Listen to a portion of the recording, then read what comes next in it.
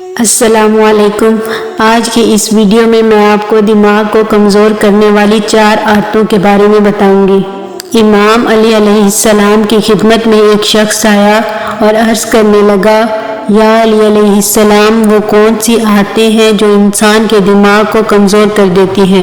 جیسے ہی یہ پوچھا گیا تو امام علی علیہ السلام نے فرمایا، اے شخص، جو انسان ان 4 عادتوں کو اپناتا ہے تو اس کا دماغ کمزور ہوتا جاتا ہے۔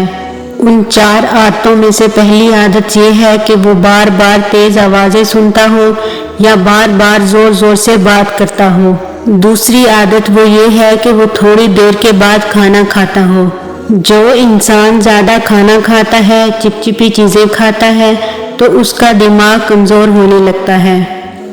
اور تیسری عادت جس سے دماغ کمزور ہوتا ہے وہ ایک جگہ بیٹھے رہنا ہے۔ جو انسان جسمانی کام نہیں کرتا، سارا دن لیٹے رہتا ہے، بیٹھے رہتا ہے، تو یوں اس کا دماغ کمزور ہوتا جاتا ہے۔ اور چوتھی عادت جس سے دماغ کمزور ہوتا ہے وہ سیکھنے کی جستجو کو چھوڑ دینا ہے۔